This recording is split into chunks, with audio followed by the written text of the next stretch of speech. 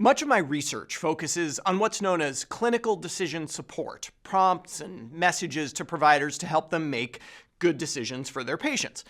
I know these things can be annoying. That's exactly why I study them, to figure out which ones actually help. When I got started on this about 10 years ago, we were learning a lot about how best to message providers about their patients. My team had developed a simple alert for acute kidney injury. We knew providers often missed the diagnosis, so maybe letting them know would improve patient outcomes. As we tested the alert, we got feedback, and I've kept an email from an ICU doctor from those early days. It read, "Dear Dr. Wilson, thank you for the automated alert informing me that my patient had acute kidney injury. Regrettably, the alert fired about an hour after the patient had died. I feel that the information was less than actionable at this time." Our early system had neglected to add a conditional flag ensuring that the patient was still alive at the time it sent the alert message. A small oversight, but one that had very large implications. Future studies would show that false positive alerts like this seriously degrade physician confidence in the system. And why wouldn't it? Knowing that a patient is alive or dead seems like it should be trivial. But as it turns out, in our modern, balkanized healthcare system, it can actually be quite difficult. And not knowing the vital status of a patient can have major consequences.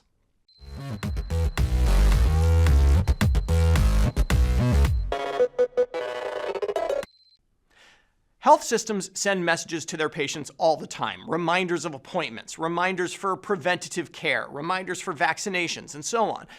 But what if the patient being reminded has died? It's a waste of resources, of course, but more than that, it can be painful for their families and reflects really poorly on the healthcare system itself. Of all people that should know whether someone is alive or dead, shouldn't their doctor be at the top of the list? A new study in JAMA Internal Medicine quantifies this very phenomenon. Researchers examined 11,658 primary care patients in their health system that met a criteria of being seriously ill and followed them for 2 years. During that period of time, 25% were recorded as deceased in the electronic health record, but 30.8% had actually died. That left 676 patients who had died but were not known to have died, left in the system. And those 676 were not left to rest in peace. They received 221 telephone and 338 health portal messages not related to death, 920 letters reminding them about unmet primary care metrics like flu shots and cancer screening.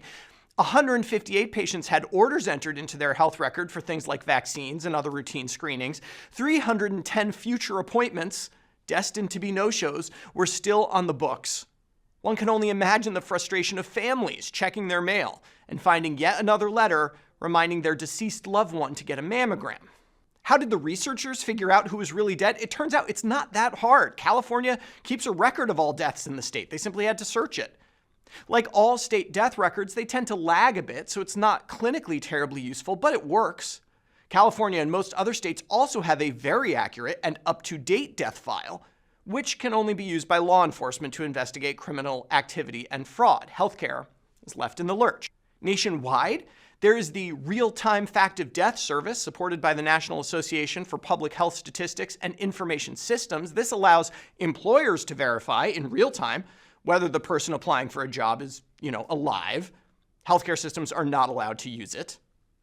Let's also remember that very few people die in this country without some healthcare agency knowing about it and recording it, but sharing of medical information is so poor in the US that your patient could die in a hospital one city away from you, and you might not find out until you're calling them to see why they missed a scheduled follow-up appointment. These events, the embarrassing lack of knowledge about the very vital status of our patients, highlight a huge problem with healthcare in our country. The fragmented healthcare system is terrible at data sharing, in part because of poor protocols, in part because of unfounded concerns about patient privacy, and in part because of a tendency to hoard data that might be valuable in the future. It has to stop. We need to know how our patients are doing even when they're not sitting in front of us. When it comes to life and death, the knowledge is out there. We just can't access it. Seems like a pretty easy fix.